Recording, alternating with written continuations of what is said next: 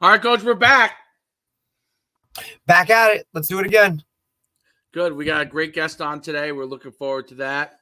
We're going to talk a little college. We're going to talk a little high school. And what state are we covering again today? What's the state? South Carolina. That's right. South Carolina, which is exciting. South Carolina, I believe, is similar to Georgia with their coaching stuff, as far as those guys are also kind of full-time, quasi-full-time guys. But without further ado, I'll let you introduce our guest. This is exciting because he coached you, right? So that's the exciting part. We got a little brief to the fun we're about to have on the pre-show. So the world is yours, Coach. Well, let's talk about Coach Mike Cieri. My special teams coordinator for my time at Montclair State. The most technically sound coaches, I want to say. Attention to detail, technique-wise. Also served as the line coach, and that was always the success. Most of our success came because of our D-line. So Coach is now down in South Carolina as an assistant coach, high school-wise. So he's got a lot of stuff in terms of how they do things down there. And he's just a great overall coach. I owe a lot to him. And probably my passion for special teams really kind of came from him, in the fact that we just did so much and it was so intricate, when most guys they're not even close to doing that. So I look forward to hearing what he has to say about a lot of topics. Are you good to go? Yeah, we're good to go. Coach, welcome to the podcast. I want to thank you guys for having me on. This is a great honor. Usually we don't see the agent up at 9 o'clock. My players right now think I'm at the old folks home, and we're in bed. We just had tapioca, and we're getting ready to settle in for the night. I love tapioca too. My God. Yeah, that's not bad. Rice pudding. It's rice pudding. Rice puddings for me. Pudding. Well, Coach, we're excited to talk to you. Obviously, you're down in South Carolina. Now coaching down there. Long time at Montclair State. Coach gave a great intro. He didn't take the full hour, so we actually have some time for the podcast, which is nice. So we could actually talk a little bit about what that road was like. So, but let's go back to Montclair State and all the years coaching with Giancola and some of the experiences that you had there. Let everybody know kind of the coaching pedigree and your coaching pedigree and where you came from and all that. Well, first of all, this is my I'm starting my 52nd year tomorrow night. Will be our opening game. We start here early here in South Carolina, but I started this journey back in 1972. I was at Weehawken High School with the cousin of the person that you see on game day, Mr. Lee Corso, and this was Roy Corso, his cousin. From there, I went on to Belleville, and then I moved out to the western part of the state where I was at Mount Olive. I made my first couple years at Mount Olive, and then I got a call from Bill Clicker to go to Fairleigh Dickinson in Madison. And right then, Bill, what a great guy to coach for, but he let us coach, and that's how I learned a lot of football, by doing it and making some mistakes. And the mentor that Bill was, getting me on the right track and what to look for and things like that. I came back to Montclair. I came back to Mount Olive, and then the superintendent did not want me to coach because I became the science chairperson. So I went over to Booton, and I was the head coach at Booton for 3 years. After that, I got the call to go back to Fairleigh Dickinson, and I stayed there till 2002 when a new coach took over. I saw the handwriting on the wall. I called up Coach Giancola, and I said, do you have an opening for me? And he hired me in March of 2002. And I was there until COVID hit.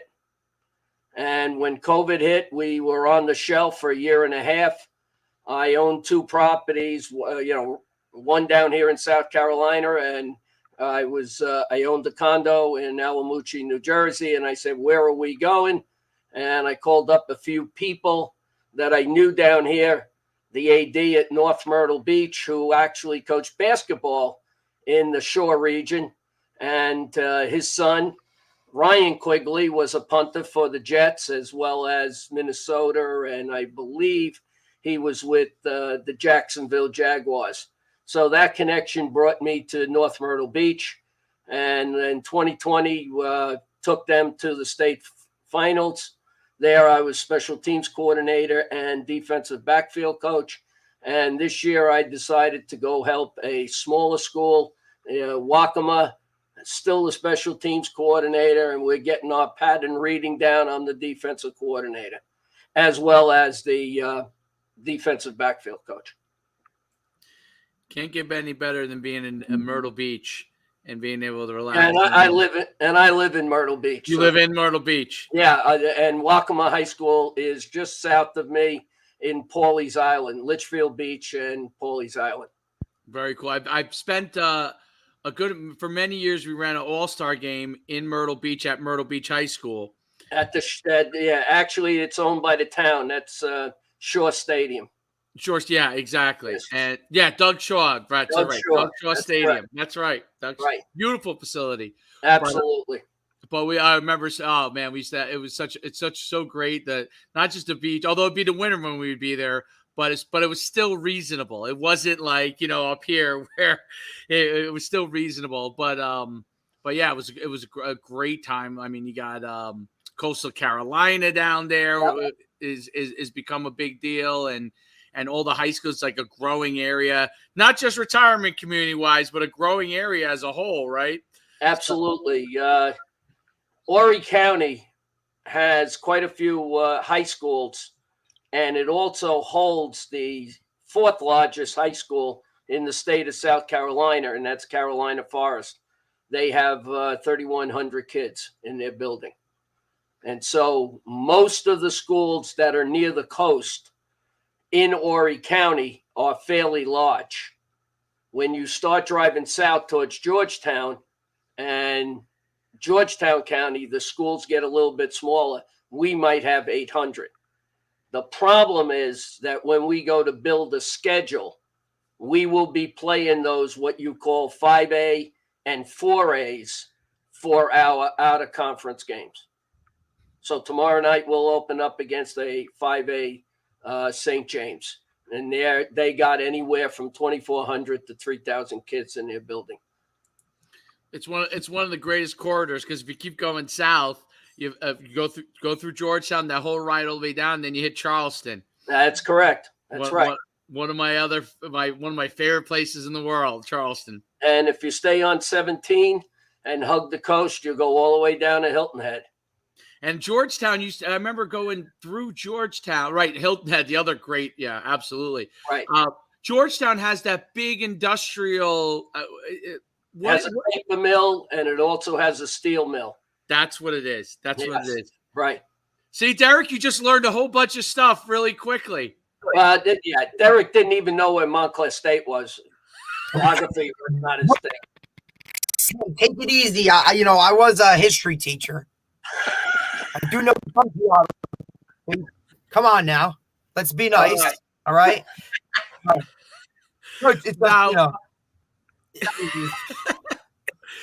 Now, South Carolina, and correct me if I'm wrong, Georgia has like the head coaches are, I guess the best way to put it is like quasi. It's not like Texas exactly, but they are full-time, the bigger schools. South Carolina is similar in that aspect, right? Yes, South Carolina in the biggest school, most of the coaches are full-time head coaches. They are in charge of all the programs in football, and sometimes they are the weightlifting coach. Most of the time, they would be just the football coach taking care of the staff and the players. Okay, smaller schools like ours, our head football coach teaches a class, and he's also the athletic director now. So they got him running rampant. Yeah. Okay. And that's, of course, to save money. And it's a little bit different the way they run. Remember now, it's county driven. Okay. It's not school driven. So not everybody in the county all will be a football coach if you're an AD, but they decided to, in order to make up a little stipend, I guess, for this guy, he's got to do both. What was the biggest transition coming from being in college for all those years, coaching college athletes, everything that goes along with that, and then coming back to high school after all those years of being in college? What was the biggest change for you? Obviously, change of scenery, but also kind of what was that change overall from a coaching standpoint? Well, I think first of all, because of my background, a lot of the coaches don't understand the technical part of the game. They think that the scheme is more important than the actual techniques that are needed. Okay. Part of the situation is when when I grew up and my mentors, if you didn't go to a clinic 1, 2, 3, 4, 5 in the winter, something was wrong with you. Hey, coach, you don't want to learn the game. It's very difficult for these guys to do anything. And we were talking about this a little bit today. Okay. There is no games over the weekend. Now, that's unheard of in the North. You either play Friday night or Saturday. Your JV is playing probably Saturday morning. Maybe even your freshman team's going to play Saturday, and you would play the other game on a Monday. Okay? Weekends are solely for players to do what they want to do. That's the difference. And those coaches, that's what's called family time. Okay? So when there was a clinic this year run by the state of South Carolina, the head coach had to go to it. It's 5 hours away. Okay. How many assistants went? 2. And all I heard was, hey, that was a great night we had at the bar. Okay. I didn't hear what happened in football. If we went, somebody would say, hey, can I have your notes? Can I read your notes? I remember Todd Agresta. He'd write everything down and he would share it with us. Same thing I would do when I went to the AFCA clinic, which I still go to because I work for them. You had to go. If one of your coaches was speaking, you supported him. I mean, I don't see these guys attending Glaciers. I speak at Glaciers, and Derek can back that up.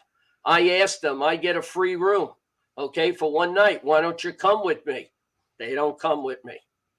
Okay, so the toughest thing was it's hard to gain time with these guys to teach them the simple fundamentals of football. Now, I do applaud our staff because we are changing they're going to run a flex bone. I think it's wonderful for the type of kids we have. They did go out in a 3-day period of time back in March, and they went to Harding to learn the flex bone, okay, from the Harding coaches. At least they did that. They didn't try to do it from watching film or, there's nobody in our area that runs it. So they did have to, go out. But at least they made the attempt to do that. So I think that's the biggest change. I think the second change is, well, you're a college coach. You can't do this here. Football's football. Okay. Tackling is tackling. Okay. And that bothers me that they always, special teams, you got to keep it simple. Okay. I don't think our special teams were complex. I think what's complex that we did, and Derek can back this up, the finer points of how do you block a guy in the open field? How, what is it to trail and fit properly? Little things like that. The sprint down on the kickoff. Most kickoff returns, the kids miss blocks because they're not sprinting down, getting their body in the right position.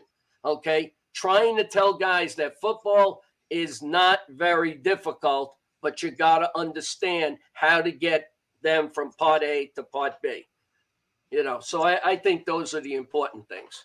Where they outgun us, down here is their fields are all lit up. They almost all are turf. They got plenty of practice facility outdoors. But where they fall short is I don't think we let kids with coaches watch enough film. I think kids are mainly, and I was a science chairperson and an AP bio teacher, they were visual learners for the most part. And I don't think we sit down and do the video work that we need to do. Even if it's 10 minutes a day, they need to see themselves what they did wrong because they don't believe you. And then you also have to say, here's how we defend this.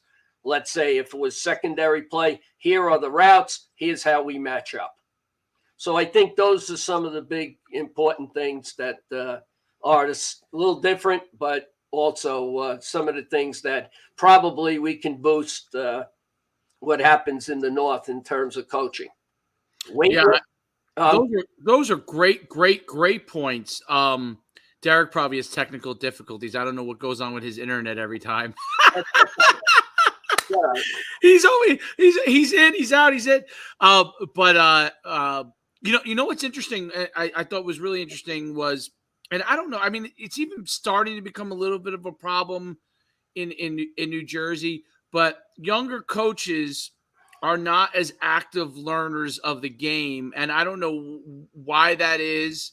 But you're dead on with the clinics. In like when I started coaching, that was what I looked forward to, like going and sitting in and hearing all the different ways guys did certain things, or if I had an agenda of things I needed to learn, to go into coaching clinics, whether it was Glazier, whether it was Nike, or like I used to love how in Nike, the last one I went to was when Ed Orgeron and Dabo Sweeney spoke right before COVID in Connecticut. They have this big Northeast one every year, right before. That Ed Orgeron had just won the national championship. Dabo Sweeney had just come in, and on that slate was those two plus Randy Edsel, who I played at UConn. I know Randy, and Randy. Randy was getting this rap because this round 2 at UConn was not as good as round 1. And I told Derek this. I said, I have to sit on Randy's clinic. I know him personally, but never heard him speak. And I sat in his clinic and I said it was the greatest defensive back clinic I had ever seen. He was so amazing, like the finer points of defensive back, not just coverages, but technique, why you play this in certain situations.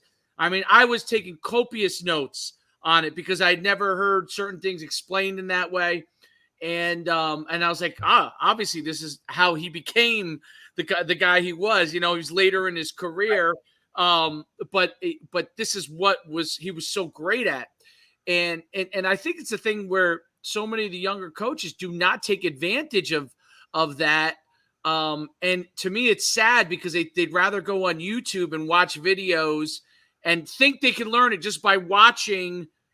There's a difference between sitting there and being able to ask questions to a coach, a college coach, a high school coach, a professional coach, and be able to ask them questions about a specific thing they're talking about versus watching a video passively and trying to figure out what they're doing by watching it. There's a totally different learning curve there. I mean, I think that's part has really changed.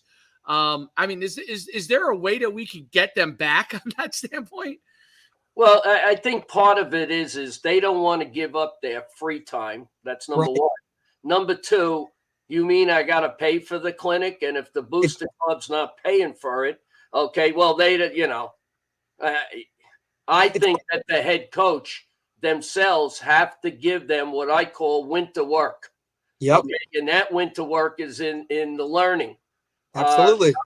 Right. It's something when I work with Todd, I said, Todd, we should have every coach on our staff read a book.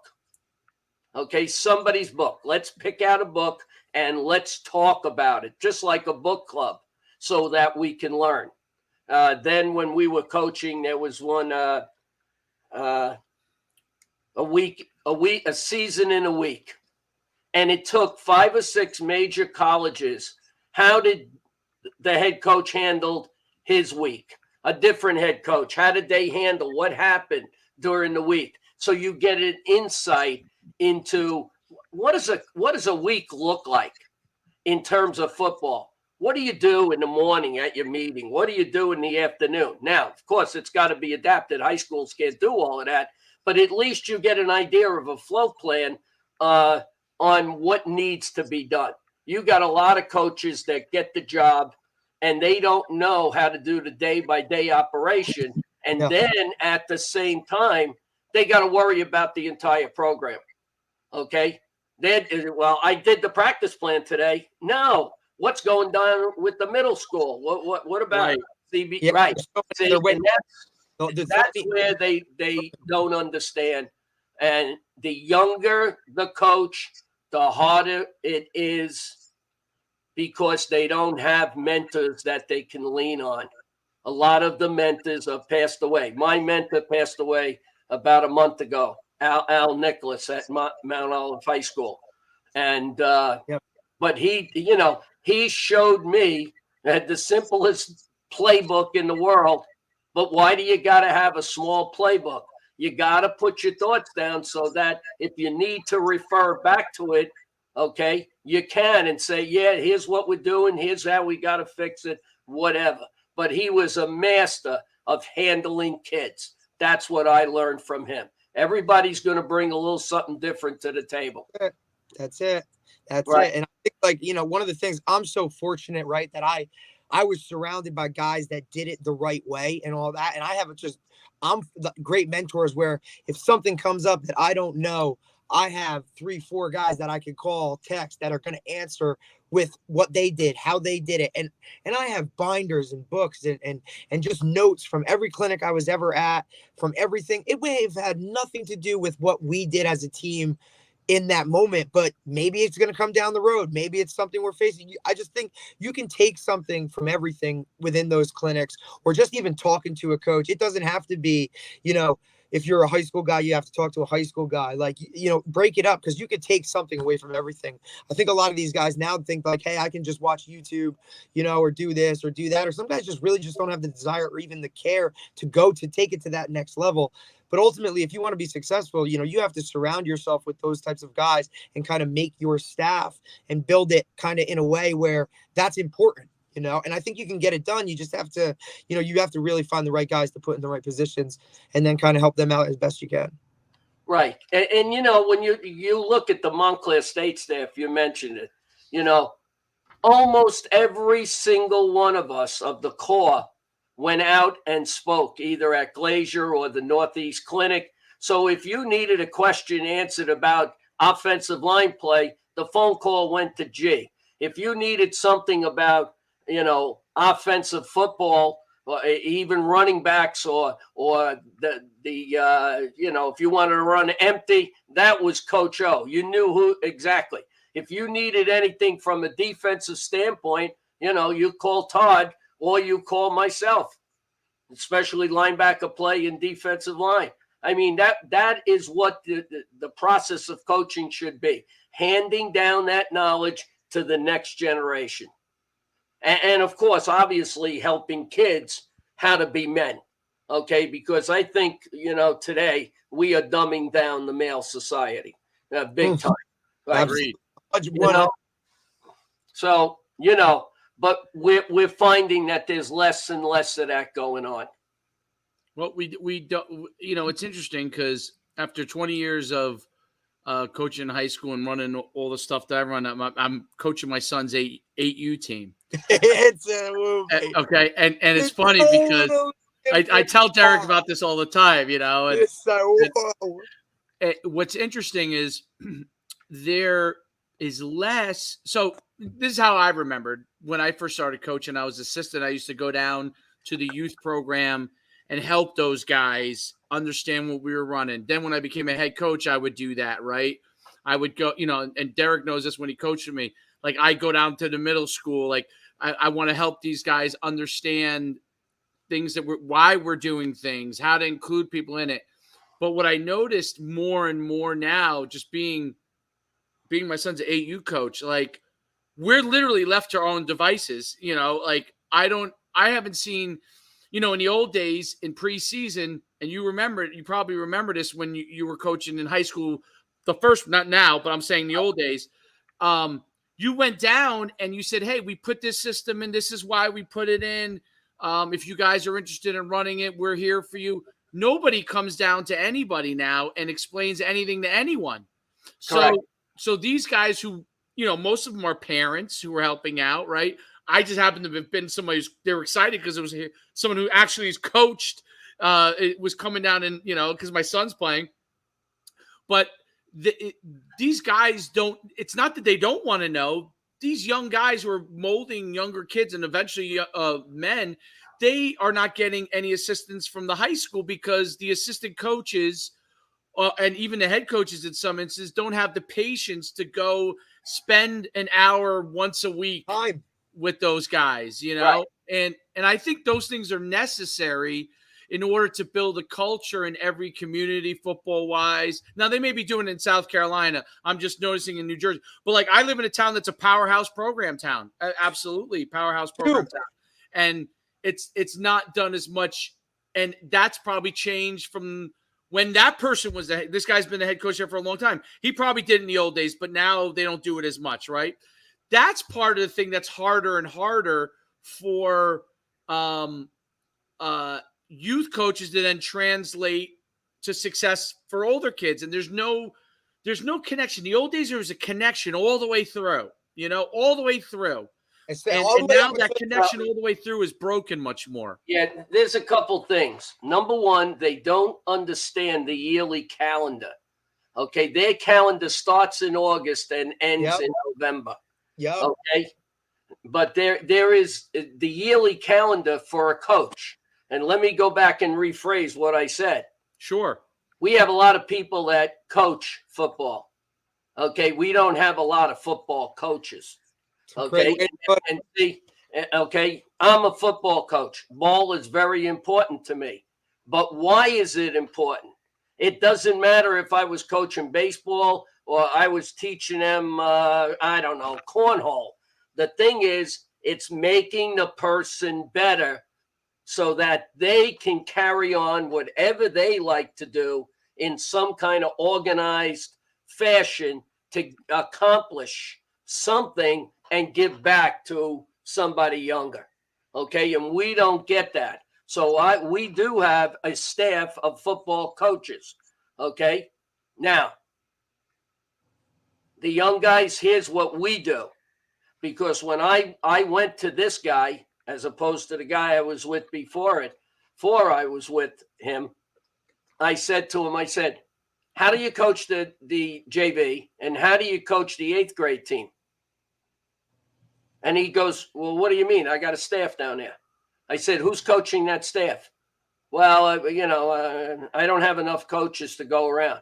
I said, well, who's going to instruct them how to play secondary play? Who's going to be their defensive line coach? If not, you better start clinics now in the winter, and you better start training those guys. And see, so that's what has to happen. So now at practice, I do special teams with the varsity. Then I go and I don't do my tackling circuit with the varsity. I go to the 9th JV team and I do their special teams. So I'm actually coaching the JV special teams. And then next week, when we get back to the weekly schedule, we're going to have the 8th graders. Maybe we'll do this for 2 or 3 weeks. And the JV D-backs all with me. And so what's going to happen is I'm going to use the JV guys who were there most of the summer, run their coverages, show the JV, and then we're going to take the 8th graders I'm going to send the JV over with another coach who's got a little working knowledge, okay, and I'll take the JV. So I'm giving them instruction to see, a visual, those 8th graders, and then I will coach them in my 15-minute period, at least to get them off the ground. So again, you got a lot of coaches that say, here's my plan, that's it. What about the JV? Well, they're learning football. We'll wait when they come up. Yeah. And then by the time they come up and they don't have any clue because they haven't been directly instructed, that's the problem. Now you got to take the time to reteach, and now you're behind. It just sets you up for more success when you can get your middle school guys involved. I mean, look, and then those are the guys that show up to the game on Friday night wearing their jerseys. They get in free, right? Like that creates an entire culture Correct. outside of the X's and O's of the game. Absolutely. Do you think the problem is partially so in the older days, like when I graduated high school in 92, but even much more so even before, like when I entered high school in 88, the guys who were hired as teachers had to have the ability to coach, okay? The ability to do something else. To do something else, right? Like even if they, I don't know, if they were a science teacher, they had to be able to also be, you needed a drama guy. That guy had to do that too, right? So because you were the head of the science department at a big school like Mount Olive High School, where you were in charge of an entire department on top of coaching. Well, now they don't. Now when they hire teachers, they don't care if you coach, and I think that's care less. And then they say, oh, by the way, we need to coach football. Instead of hiring a guy that does that. Right. Okay, now let's go back and think about it. Where are the majority of the greatest athletes in the United States? What sports do they play? What sports do they play? They play football, basketball, maybe baseball, right? Baseball, right, yeah. Right. How about soccer? Okay, so what's happening is the greatest personnel that we can fill are teachers because, it's a great job. Okay, you always hear we have the summers off. Yeah. Okay. Now schools are extending the time that you have to stay in school because the public wants you to put in for the dollar amount that you get. Okay, teachers are basically still starving in the summer. And so young people, talented young people, are not flocking to be teachers anymore. That's the first thing. Besides, we got a great shortage of teachers, qualified teachers. Okay, now in New Jersey, you got to pass the praxis. Okay, you got to show that you graduated. You got to have a degree. Okay, you know all about it, Derek, right? It's a lot to it. It's a long process. You got to student teach. In South Carolina, you have 3 years to. If I was going to be a special ed teacher, you have 3 years to finish your getting that certificate. 3 years. In most 3 years, those people are gone. Yeah, they don't even finish. Correct. The other thing we did that I think is ridiculous is you do not have to show classroom time to be an administrator or a guidance counselor.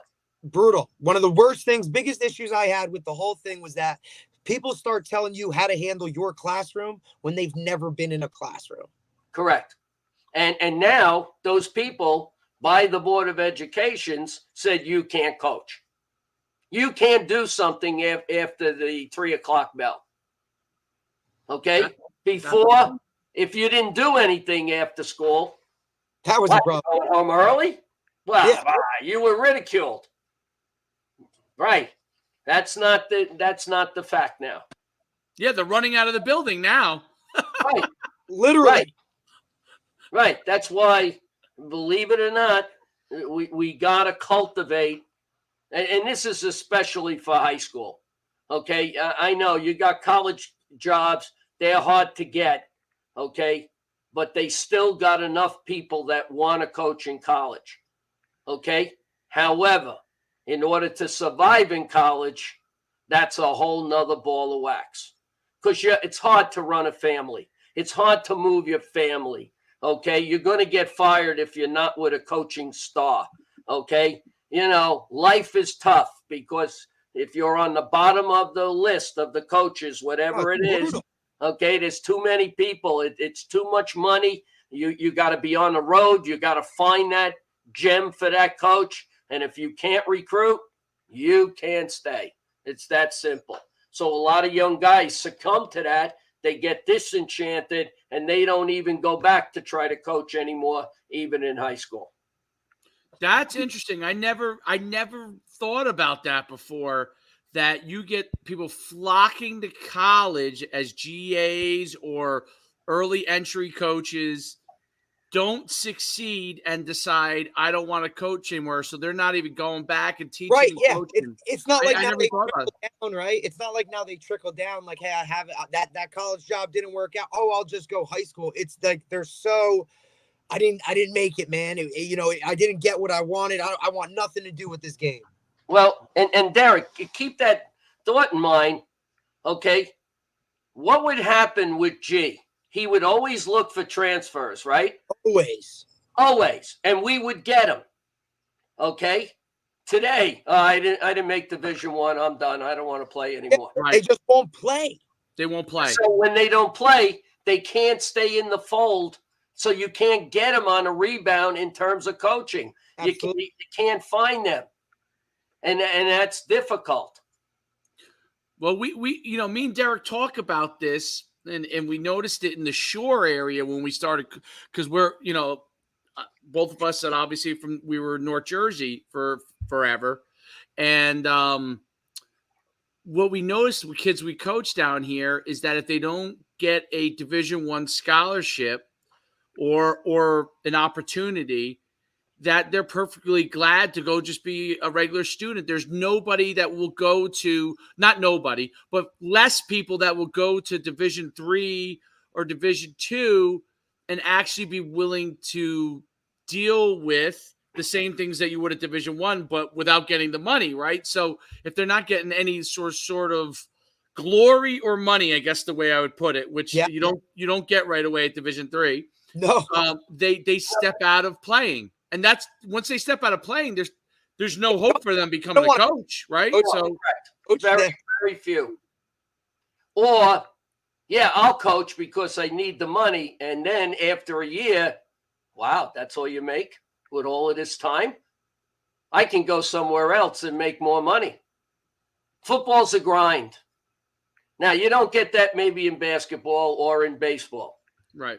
Also, when you go back and think about coaching, we spend less time coaching each player and more time to prepare because we can't pick up and play the game. Correct. You can go play basketball anytime you want. You can go hit a baseball anytime you want. Somebody can play catch with you. You please tell me how you're going to run, wide zone. You need bodies. You don't do that in two-hand touch. Now, to give you an idea, we just started an 8th grade tackle football program. In this town, they only did flag. So guess what we don't have? We don't have any linemen. Right. Why would you? Me and Derek have talked about this. There's no linemen. Full conversation. There's no line. Well, other than Wampo's kid, but we're good. Well, because that's true. What's the phys ed class look like? Now, just hold, and then we'll get into that discussion. The phys ed class usually back north is recreational leisure skills. Okay, we can't do jumping jacks. We can't put them on a vigorous program. Okay, how many people have weightlifting as part of their phys ed program? None in the north. Down here, just like Jimmy said, Coach Delaney. Okay. Almost every school has a football period, and they get most of their kids lifting. Hey, remember Coach Bell said the same thing in Georgia, right? Yep. Like same thing. Mike Smith down in Florida, same thing. All these guys in these states where you see a lot of these big time prospects come from have weightlifting built in into the program itself, into school itself. And Coach Bell referenced it perfectly, said, look, now I'm not battling for kids that have to, hey man, you got to come to the weight room, or you got to play, like, then you can't play basketball, you can't lift because you got a game. The basketball coach is mad at me because I'm trying to get the guy in the weight room. There's just not, they don't do it in the Northeast. When you incorporate that strength program into your school day, it alleviates so many issues that you have within the program itself. Well, see, here's part of the problem, Derek. In New Jersey, I'm going to tell you, you need 4 years of physical education, and there's a state curriculum. In South Carolina, you need 1 semester of high school physical education. To graduate? To graduate. Okay, so hold on. Now think about this. Here's what they were going to start at North Myrtle Beach, which is now in vogue. Period 1, block 1 of block scheduling. All football players. Period. Okay. The older kids already had their phys ed. So they will be in the weight room first semester and second semester. Now, you're not going to lift them 5 days a week. No. Okay, so the older kids will be Monday, Wednesday, Friday. Okay, the freshman football players are all in the gym during block 1. On Tuesday and Thursday, they go in the weight room, and now those older kids now go in to the gym, and that's where they do their agility work, their jumping of the bags, boxing, whatever, okay? So that nobody would squawk. They're going to get their phys ed credit. The other guys are going to get weightlifting, and now it counts as an advanced class in their GPA. Okay, period 2, all girls. See, because if this was the North, you might have boys and girls together. So all girl athletes in period 2. Third period, or the third block, baseball, and I believe it was soccer. And then fourth block would be basketball and whatever, all the leftovers, like football players that had labs in that. Okay? It was a set program set up by the head football coach. It's huge. It's important. It's getting you such a leg up, when you can do Mind you, they're doing that all year round now. And that's the big difference. Now, they don't come out to be superstar weightlifters, but it protects them from injury. Okay? The other thing is we have spring ball. Okay? You're allowed. Yeah. It's another part of that, these states, you're just checking all the boxes that where the Northeast needs to catch up. You know what I'm saying? Correct. Now, if you want to take a look at that, what's the drawbacks? And of course, we got the summer. The drawback is everything's got to be done early in the morning in the summer, starting the first week of June because of the heat. You got to be off the field by 10:30. So and that's the wet ball is going to get you. What? So the rule is you have to be off the field by 10:30 a.m. Well, because the heat and humidity will wet ball. The wet ball. Now, let me give you an idea of what happened this week or last week. Okay. Now depends. School gets out late in the South. Somebody read maybe 25, 30 years ago this article that high school kids needed to have more sleep and rest in the morning to be more effective students. So unlike New Jersey, time-wise, you're starting to talk later time-wise. Yes. Unlike the little kids, the kindergartners and all of them, grammar school, they're in school when the high school in New Jersey would be actually going to school. So they're in first. Then the middle school goes, it's just opposite. Right. Okay, which pushes the day back later. Okay, so last week we got on the field 5:45 every day at night. On the field before 6. Yeah, because of the humidity. Hey, you gotta let's go at least your game comes and get you. If you got a trainer, the trainer's going to yank you off the field. If not, the principal's coming because he doesn't want to get sued. Makes Monday, sense. Look, we're all obviously- set for game week. We had a water main pipe break. They sent all the kids home. Tuesday, we sat in the locker room until 5:15. Wednesday, we had a bad lightning storm, and we didn't get out until 5:45. So you got to be able to go with the flow. So everybody says, well, you're working all summer, 7-on-7s, you're doing this, you got spring ball. But what happens is, I bet you when you're all caught up, okay, it's brutal to be out there. Okay, we had 105 heat index. We pushed them through it today. We had no choice. We're opening up tomorrow night. We had 2 days of practice in probably 4 days. Wow. Wow. Yeah. So, it sounds great, but, there are some drawbacks. I don't know how they do it in Florida unless they're closing their eyes and going like this. Yeah, it works that way. They're closing their eyes, but listen, that's a different breed too, right? Right. They just deal with it all the time, right? And I know they have all the proper safety precautions and stuff, but it would be interesting to see really kind of how that really does affect it, and also just being outside more so on the regular down in the South, right? Like, Right. does it balance out with the North when in terms of, now, like we can be out all the time in the summer. These guys can't, right? I would wonder if it actually balances out. Think about this. You worked at Morris Knowles, right? Yep. Okay. So let's say we had the heat index. All right. Are you going to walk that team all the way back up the hill to go watch film? And then you got to walk all the way down. Somehow you got to think about your facility too. Yeah. We don't have the greatest facility to walk them in to the building, listen, walk them out. What do? This is always a problem down here. They got great outdoor facilities. They don't have indoor facilities. Like not even, I'm not talking about a gym or an auxiliary gym. I'm talking about just to watch film. Right, a classroom setting that you could use. Yeah. Right. And meanwhile, here we are, doing an event at Immaculata, and we walk inside and they have a full blown studio theater set up, right, to watch film.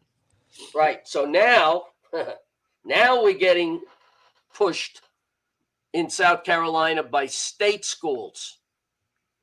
Okay. For example, one is called Oceanside Collegiate. Yeah, we talked about this.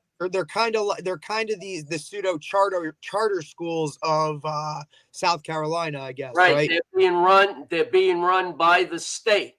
Now, here's the beauty of it in terms if you're an athlete. Okay, you go to these schools.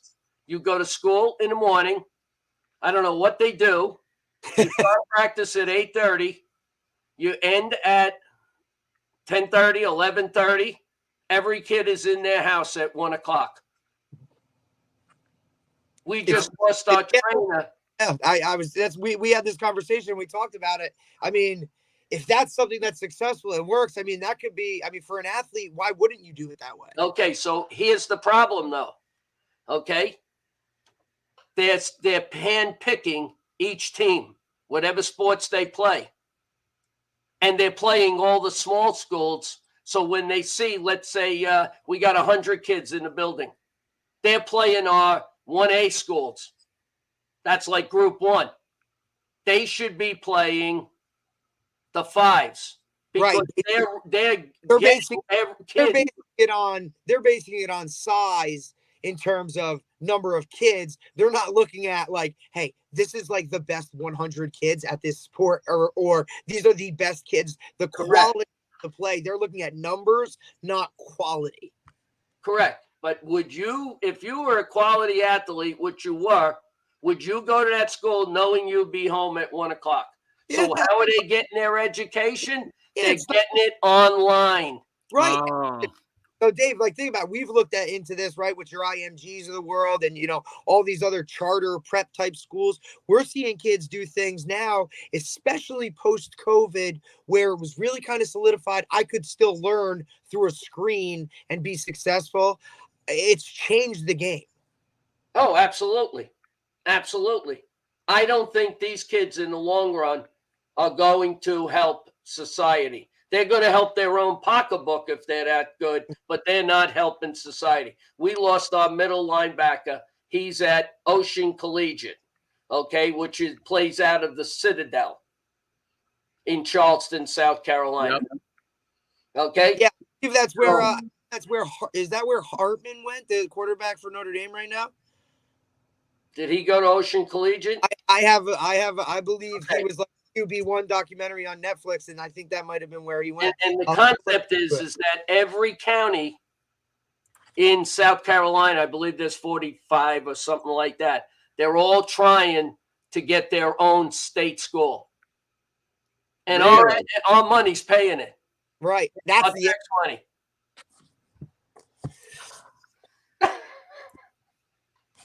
Yeah, it's incredible. That's incredible. So that's I did not realize that was something that was a thing. Here's what North Carolina did. North Carolina said, that's it. You can have those schools, but if you got 40 kids on the football program, okay, we're going to multiply that times 3. Right. So you got 120. Okay. That's what you're going to play. So every sport is going to multiply. So if you got 500 kids in the school, you are now 1,500. I think in New Jersey, you would be at least a group 3, maybe a group 4. Right. Am I right? Yeah. I mean, that's who they should be playing. It's kind of similar to the way that they do it here, right? Like if you're a big public and or whoever, and you play anybody really, and you play one of the big wigs, right? Like your Boscos, your Bergens, your Joe, you get a multiplier, right? So no matter win or lose, you get a certain number of PowerPoints, based off of times whatever they are. I mean, and that's kind of like a way to those guys can kind of get a little something out of it. Well, we don't have any PowerPoints or anything like that. Okay. Right. They go into that group. Okay. Last year, 5 state schools or whatever you want to call these collegiates, they won 5 state championships. Really? Yeah. How's that? Now you're just going to create a divide between those. So we got public schools. 1 private division, 5 public divisions. That's 5 out of 6 they won. Are they better than even the places like Dorman and Spartanburg area, all those programs? I think that Group 5 was the only one that had a regular I have to take that back because Gray Collegiate won. And Gray Collegiate should have been a 5, but they rated them a 2. Okay, so yeah, they're on par with Dorman. Wow. They're on par with AC Flora, Dutch Fork. Okay. Wow. Yeah, they're up there. Oh, yeah, absolutely. Now, we don't know how Atlantic Collegiate will be. That's the one closest to my house here. And they are actually going to school at a church in the basement to report. And then they're going to Doug Shaw Stadium in the morning. I knew that, practice. Yeah. Okay. And Myrtle Beach follows them after they're done. Interesting. At the same field. At the same field, yeah. Yeah. I mean, they will never play each other. That's incredible. Because I remember that the head coach of Dutch Fork used to be in North Carolina at Independence. Tommy Knox. Tommy Knox. And he was if you remember when Tim Tebow, what was the quarterback? Leak? Leak. Yeah. So Leak was from Independence, I believe, and he played for Tommy, and then I think it was Leak.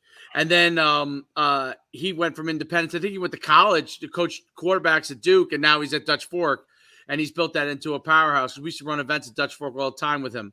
Yeah. Well, originally we used to run at Independence in North Carolina with him, and then he went over to Dutch Fork.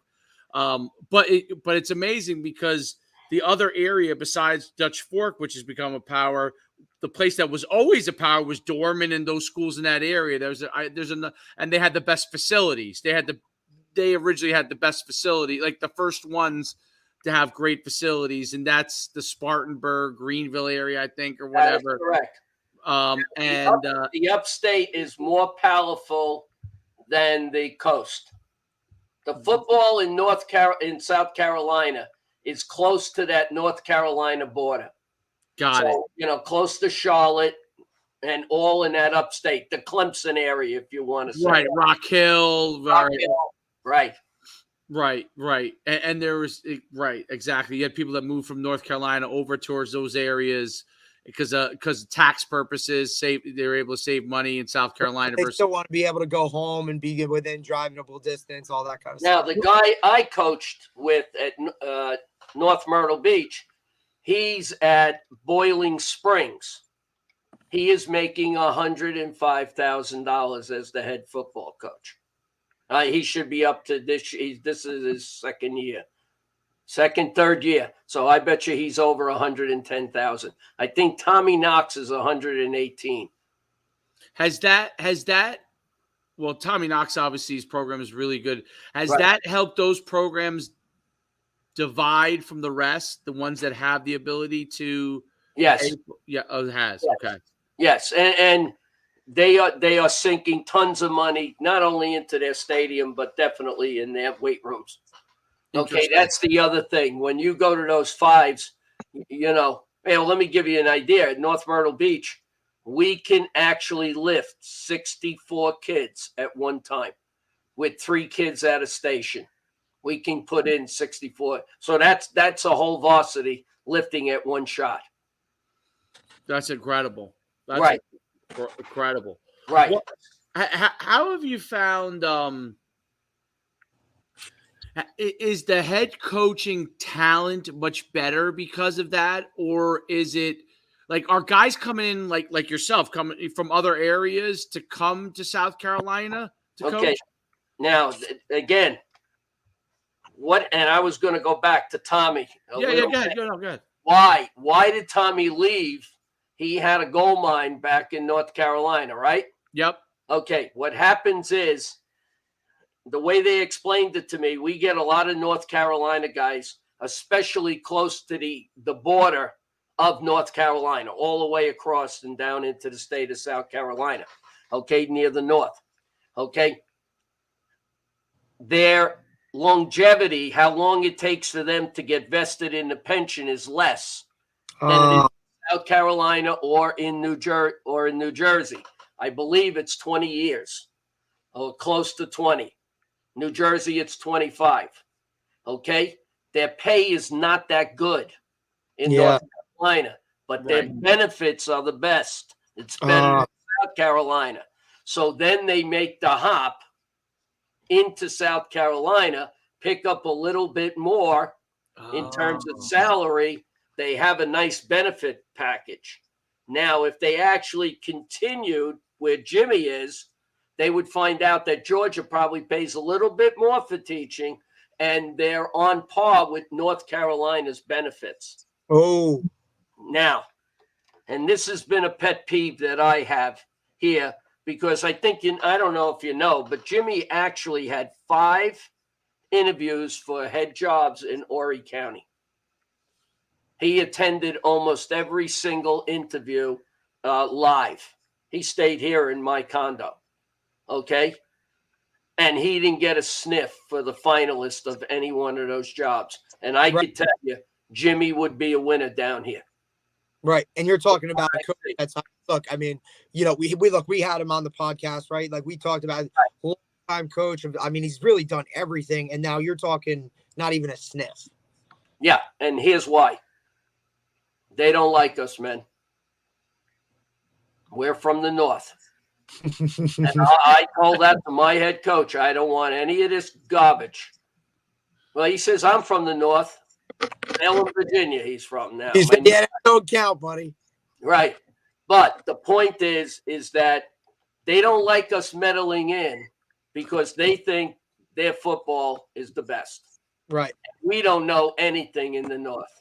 Listen, and it's on par. I mean, look, just for us going from North Jersey to South Jersey, we've seen a lot of that, even that type of stuff, you know. So yeah, I understand that. But when you actually go name a big-time football program, we don't have anything to hang our hats on. Right. Okay? Because they think Rutgers is the Pits. Right. That's true. That's what it is. Absolutely Correct. Listen, we've had this discussion, Dave. Like, how many times have we had this discussion? You know, it's They're a lot right. more, like when you don't have, like you said, we don't have anything to hold our hats on, especially because, you know, we're such a pro town, I guess, right? And South Carolina, there's no professional teams in South Carolina. All they have is college.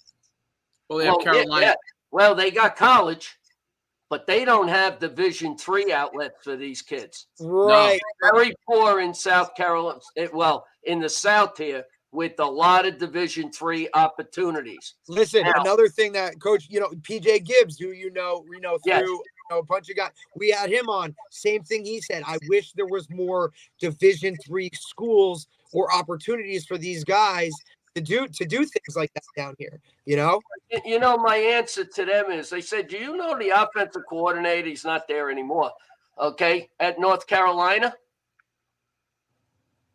And they go like, "Who cares?" Well, you should care because he's from New Jersey. Oh, Longo. And I said, you know, how about that guy? What's his name? Justin Jefferson from Minnesota. I said, his coach comes from New Jersey. That's true. That's Sorrentino. Yeah. See, but they don't want to hear that. No. Okay. And so now I become the wise ass on the block. Well, that's nothing. I just want you to know that's nothing new, I guess, but okay. Well, what do you mean nothing new? I personally think you've always been a wise ass. I treated you well, didn't I? Because I feel like I'm a wise ass too, which is why I think we kind of get along. Like, you know. By the way, he was the shortest, largest free safety in what conference did we play in? The NJAC? NJAC.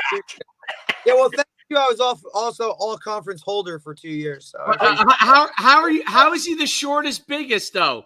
Oh, listen, are you going to tell him my nickname? Tell him my nickname. Go ahead. Dumpy. Told you. Told you. He would always say that, like he Told can't. you. He never was able to really get abs, even when like he Told was you, at bro, his I could limit. do everything I wanted to, and that's what it was. And I don't know. I don't know how. And then tell him Todd Agresta. Dude. You guys will stay out here till midnight. Yeah, and this guy's laughing his ass off because Todd wasn't going to stay till midnight. Oh, that's great. It's a good threat, though. I was just fortunate to play for a lot of good. I had a lot of good guys around me. You know, I don't know. It was just fun. It worked out. We worked our asses off. Like, it really was. Guys cared. I just see it's just hard now to even like look back and like look at. I will say one thing about the groups that we coached and that you coached and stuff like that.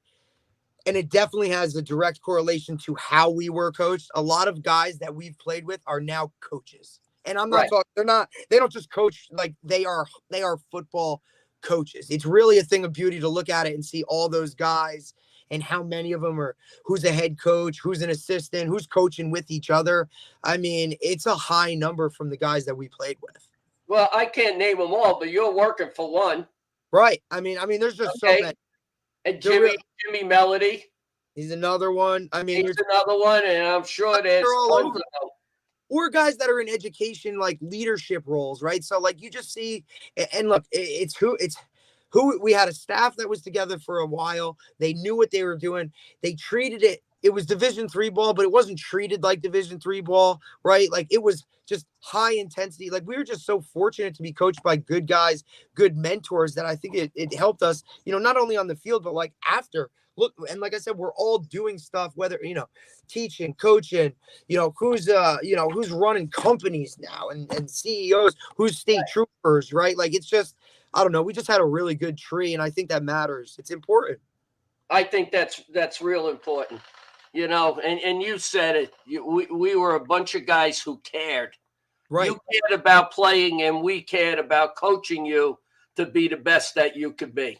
Right. I mean, we really cared. Biggest thing. You know? Absolutely. And, you know, in case of an emergency, we're always there. Right. I don't think we have that loyalty today.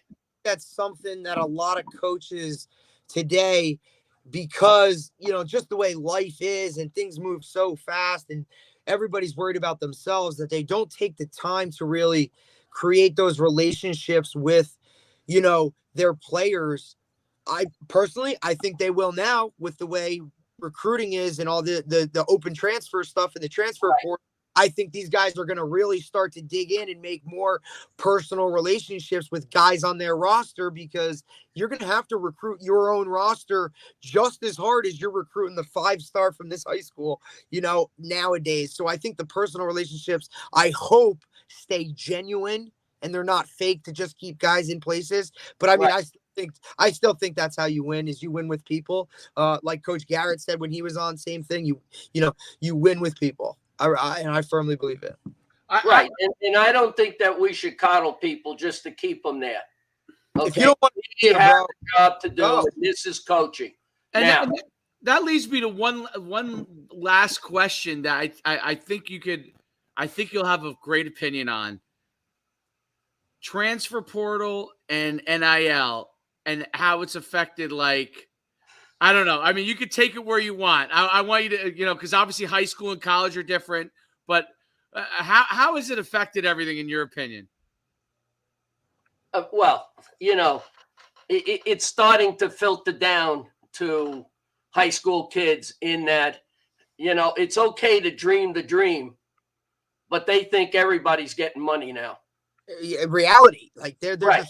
They think like, hey, if now it's not only am I looking for a scholarship, now I'm looking for a scholarship and money. Right. But they don't know how many kids that put their name in the portal, let's start with the portal first, got nothing.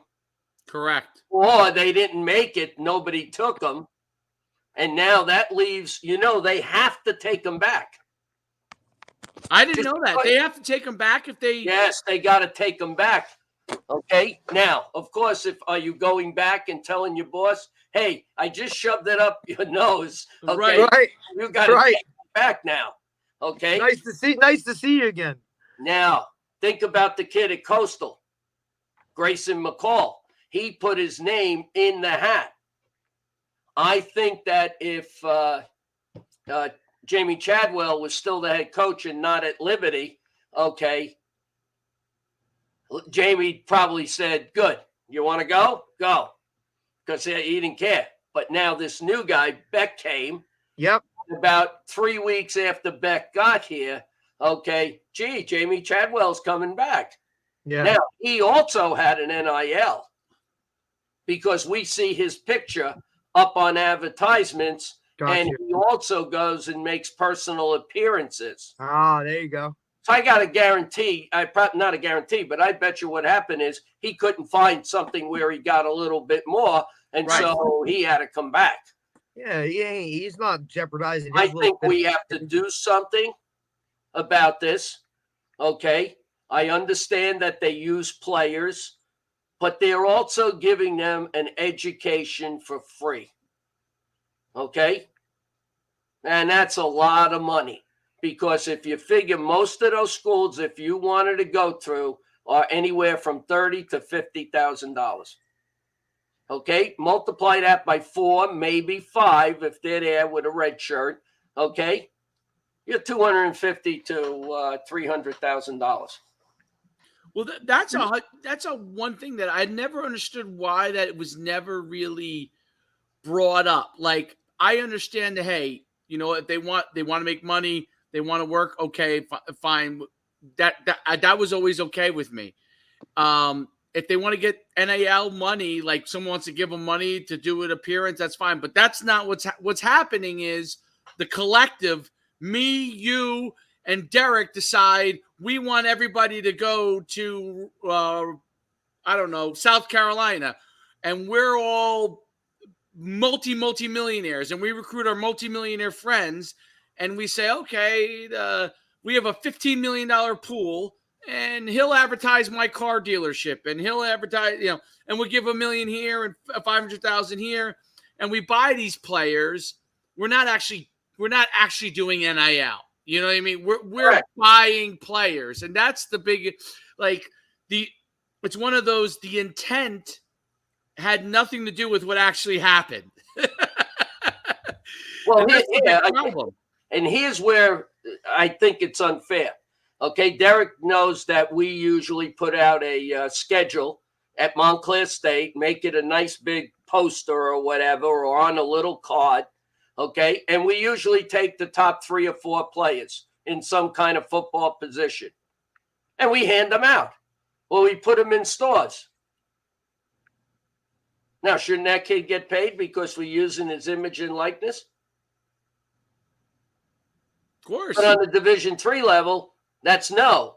But if you're on the D1 level, that kid wants to get paid. Correct. So let's say I give that card out and you're getting a donation of $1. Okay, or I'm putting that poster in your store and he's giving me a sponsorship of $50. Okay, so that's not equal amongst the Division I's, the Division II's, and the Division III's. But I think they're going to have to do something. I think it's killing sports. It really is. It really is. I mean, besides a lot of other stuff that's going on. Well, it's forming, the super conferences in at Division One. Like I just see eventually there's only going to be the Big Ten and there's going to be the SEC. That's it. That's all there's going to be. And then there's going to be multiple divisions of those. I'm talking about the highest level with the highest, the Power Five. It's going to be 2 divisions because no one's ever going to be happy with the money in the ACC.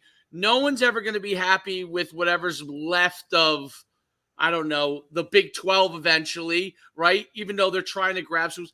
Everyone's going to be a part of the Big 10 and the SEC, and then they're going to have a West, whatever they're going to do, Central, East, whatever they do. Well, that's what's going to happen. There might not be any conferences. It's going to be the schools that are on TV. Okay, that'll be the conference because, there's going to be big money, and it's going to be like old Notre Dame who went out to NBC and bought their TV contract for 10 years. Okay, so we're going to have the TV schools, okay, and somebody's going to buy out the networks. It's going to be like the basketball where they get TNT and this and that. They got 4 games going on, but it's a conglomerate of CBS, I think. Right? That does that, right? Okay. And those are the ones that are going to play. And that's where the money's going to lie. That's where it's coming. It's coming from TV. Absolutely. I mean, 5 years ago, we didn't have where's Clemson, ACC. They didn't have an ACC station. Now we got an ACC station. Right. Every conference has their own TV station. And Clemson and Florida State are no longer happy. They have their own TV stations. And Clemson and Florida State no longer want to be playing Boston College because they're not good enough. So they don't even want to be with the schools that they're with for that. The only reason the ACC, I think, stays intact somewhat, and I don't know how long it'll last, is because it was an old traditional basketball conference. So you had all those rivalries, Duke and North Carolina and so on and so forth. But that's not going to last much longer just because the football obviously clearly outweighs all of that. Money. So, money. You got it. All about the almighty dollar. Because you're going to lose, like UConn is going to go to the Big 12, okay? They are a Big East basketball school, but they have to go to the money, which is going to go to Big 12. They're going to have to leave. The other collegiate sports, right? And the head coach from Missouri talked on it, right? Look, we're all thinking about, that's great football when you have 1 game a week and you're traveling to the West Coast, you can get back or whatever. But now you're talking these other sports. I got to go to the West Coast to play a game. Then I got to come back and I got to do this and I got to this. And the scheduling of everything. It's just, it's great for football. But what about those other sports? They don't care. Nobody cares. It doesn't matter because of the money. You know who they should call? Hawaii. because Hawaii, every away game is 7 hours by plane. You know, that's the first call I would have made and said, Yep. how do you deal with this? Torture is the word. Torture. Yeah. That's why nobody's going to Hawaii. We get a week in between. Basketball, they're playing 2 games a week, probably. Right. What about baseball? You're playing series, right? Like, or you're back and forth. Right. And how about these other low budget schools that, like, how do you fly whatever team to the They're West done. Coast? Yeah, exactly. Like, you know, if you don't get in a big budget, if you don't get in a big money conference, like, I don't know, what's a good, like, you're going to see Liberty try to get into one of these conferences pretty soon. They're going to have to.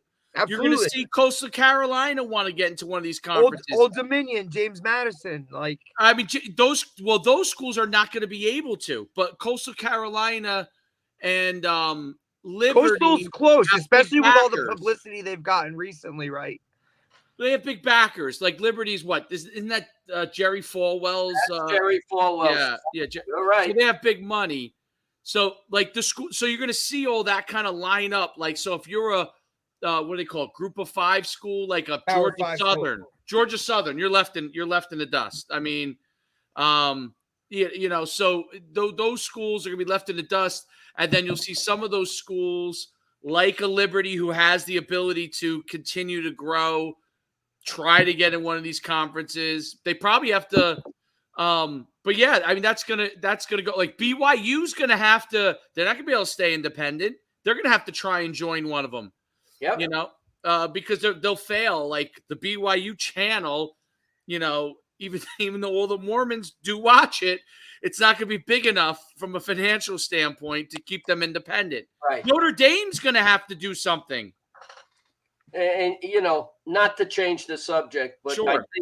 I think we got some worse things going on too. Oh yeah, we'll take. You know, and I am sick of this vote that the judge is going to pass in New Jersey about, well, I can change my identity and the teacher can get fired. Oh, you used the wrong pronoun because today I'm a girl. Or today I'm a man. Okay. And what they're doing to these women athletes are just it's disgusting. Wrong. It's Wrong. disgusting. The women, you know, well, I mean that could be a 2-hour discussion for us, but I can tell you this: if I was a female athlete, and I don't know why more female athletes don't speak out against it, that is the most lopsided thing you could ever do. I mean, take Derek and put long hair on him. And line him up in any sport, he's going to be a problem, right, Derek? You know, I mean, that's the bottom line. We get you in pickleball, right, with long hair. Listen, it's a whole champion. different. It's a whole different beast. You know what I'm saying? It's something that's just. It's one of those things like it's sports. Like I never thought I'd have to see the day where that was like an issue or that was something that I personally would have to deal with. But you have to understand it. You have to be a part of it, and it's just kind of the world we're living in right now. Well, in Connecticut, the former males went 1-2 in the 100-meter dash. Go figure. In the state championship, the fastest woman was 3rd. So you know, because this summer I was shocked. I walked through the cafeteria, and that's where they do their summer wrestling, in the cafeteria. And I'm watching this girl pin a guy in the 115 weight class. So I asked the coach, I said, she on the team?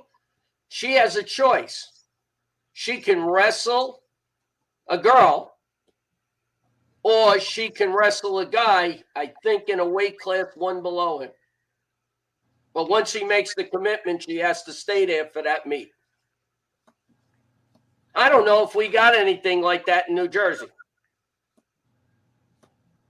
I don't know. I'm not sure. Right. But what I'm worried about is that we're going to lose kids that need, you know, and switching over because they're not fitting in somewhere where we could. Well, that's a problem. Kids that can maybe work and play and football. fight, and get through it. Yeah. You talk about linemen. Where are they all? Well, the linemen, you know, me and Derek talked about this. and like I'm coaching an 8U team, and my linemen are skill guys. Okay, like they're bigger skill guys. Like in half of them in 10 years are going to be playing a skill position. That's the truth. But the big problem is this: NFL's pushing flag football, right? And Derek knows because we run flag football leagues. Yes, they are. They're pushing flag football because they want moms to say yes to football. Let's call it what it is. Moms are saying no to football because of all the stuff that came out with respect to concussions and all those kind of things. And what happened is the NFL said, and I read a whole thing with Troy Vincent, who's Roger Goodell's right-hand man, who I know pretty well. He basically said, and I think he's wrong, and we've talked about this. He said, well, those 2,500 special players that make the NFL, 3,000 of them, 2,500, 3,000 that in the NFL, those guys will always be there. We want football to be there for the rest of the people. But my thought process is if you don't have a foundation, you're not going to get to those 2,500 players. Correct. And that's the problem. And lineman-wise, skill-wise, maybe you do it flag because obviously it works on, skill stuff. But linemen don't have a home in flag football. They're not ostracized, like coaches are nice to all the kids in flag, but they're not going to break touchdowns in flag football. Okay, right. So what happens? You just say, well, football's not for me, and whereas if tackle's not encouraged at least to be one of the major options, and people don't think about it like that, those kids just go and they don't do anything. And for big kids, I've always found that football, shot put and discus, those kind of things, like those are things for those guys to become better athletes. And the push for flag football, in my opinion, leaves those guys out of football. Yeah, and that's a problem. Right. And I was using the other as an example. Where do those kids go? What do they play? They play nothing. And what are they doing with their life? And then you go back and read all these reports. We got obesity. That's not what football does not want obese kids. Okay? It might help them learn how to keep their body in shape, so to speak. Okay? Why do we lift? It's actually to prevent injury and not to get bigger and stronger, per se, to kill somebody on the football field. Okay? And I think the mothers have done, and some fathers have done an injustice that they're going to get hurt. You can get hurt stepping off a curb. Okay? Right. And that also goes to your other point about coaches teaching other coaches, which I think is a big deal. We need the trickle down of coaches. So if tackling has become a hot topic, right? How to tackle, keeping your head out of it now, which people want to do, right? We need coaches to teach all levels, not just go online. Like my problem with it all, because I haven't coached at all the different levels and not working. Like, go watch this about tackling. Well, my coaches who are her dads are great guys. They want to learn. Luckily, I'm able to help them because I've coached. I've been a head coach for so many years at the high school level, and I'm able to help them. But they all went and watched the online course. That online course did not help them get any practicum on tackling. Right. And, of course, they think a good tackle is, or the best tackler on the team is the kid who murdered the other kid. Of course. It has nothing to do with technique. No, it has nothing to do. No, it's all about technique, and it's not about who can kill one other kid. Who's leaving their feet? Who's not keeping their head up? Who's not wrapping the arms around? Who's not bringing the hips? All of that jazz. I see it day in and day out.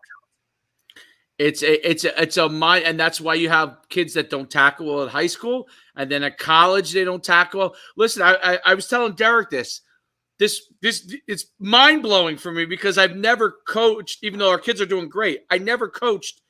I coached youth flag and stuff. I never coached youth football, right? And it was mind blowing to me as what people perceived what a good tackler was. I'm like, the kid's head's down. It's so like, skewed. yeah, like he has to. I'm like, you guys have to have your head up. Like, it's not.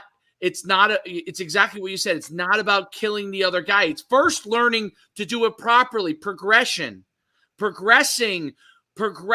to space, progressing to the point where they can actually learn. And I can tell you this: they rush the youth football schedule. They rush them on the field. They rush them into games. Like we're rushed. We're pressed into games.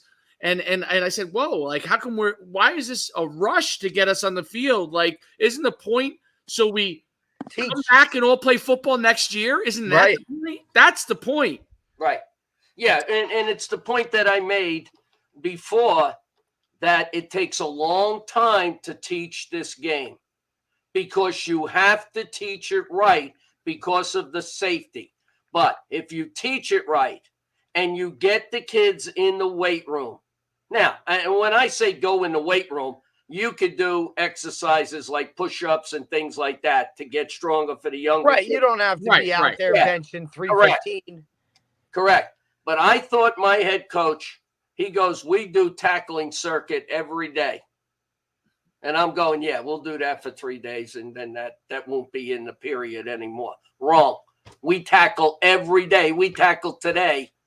Okay. And all we had was helmets on. Yeah. Okay. That's how you keep it sharp, because you always know, Derek, as a player, if you're off 2 or 3 days of any phase of the game, what phase goes down the tubes real fast? How good tackling. Every time. It's the one thing that you need the most concentration on, and it's the first thing to go when you're tired. Correct. It's the first thing when you come back on Monday. I like that he keeps that tackling in. That's where most of the injuries are. Yeah, 100%. Absolutely. Right.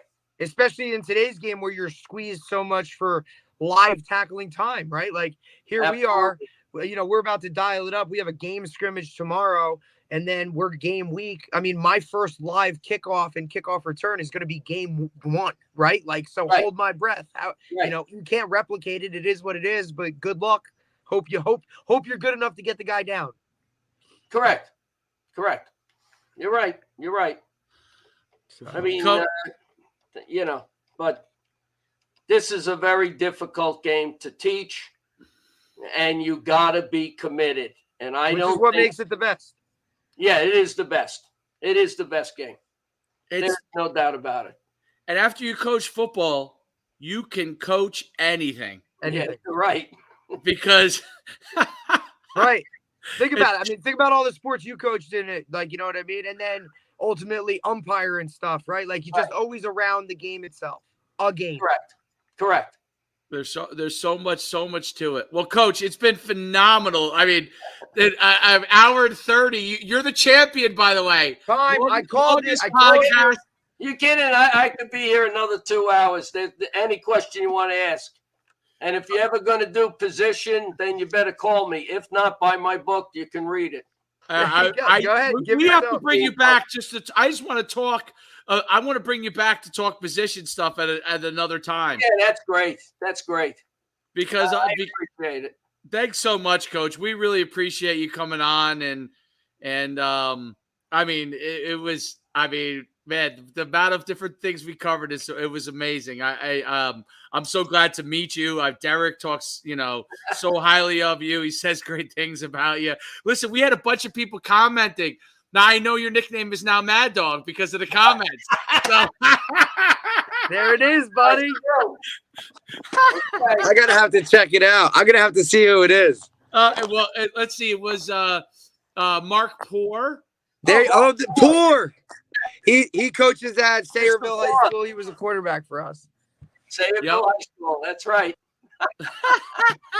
So yeah, that's how I did the nickname. He said Mad Dog's on. Yeah. That was the introduction. Every intro meeting, first night of camp, special teams, everybody's in the room, and then this guy comes on stage, and that's the first thing he goes, I am the Mad Dog Mike Cieri, and here's how we're gonna do it at Montclair State, and I don't want to hear shit. Okay, let's go. Welcome. you looking around and freshmen are like, what is going? Like, who is this? And it's like, as you get older and you're the older guy and you're like, this is what it is, bro. Get ready, get prepared, because this is how we do it. So, Coach, I appreciate it, man. Good luck tomorrow night. Hope you come out healthy and with a W. Yeah, I appreciate that. Thank you, guys. And all right, buddy. We'll talk all right, soon. have a great season if I don't see you till the season ends. All you right? too, man. I'll talk to you soon. Good luck. All right, Coach. take care. Thanks, Coach. Bye. Bye. Oh, Told you. That was phenomenal. Good. He's a good man. Phenomenal. I think we could close it out safely right now. Sounds good. A great podcast, great guest, and for some reason I think I'm starting to go blind, so I can't see. Oh, anything. great! Blue. We maybe got what are those blue glass? I have to get the I don't know. I can't see up close. I'm looking at my sheet today. I'm calling plays, and I'm like, hey, wait a minute! I thought this was time 13. for Dave Schuman to hit up those cheaters, maybe. Derek, I thought it was 12 font I printed. I'm like, what's going on? Hey, buddy, that might be a little something. I won't say anything, I promise. I might have to get 14 font. I don't think I can fit all the plays on there. Anyway. All right. You'll figure out a way. I know you will. All right, buddy. All right. We'll see you tomorrow.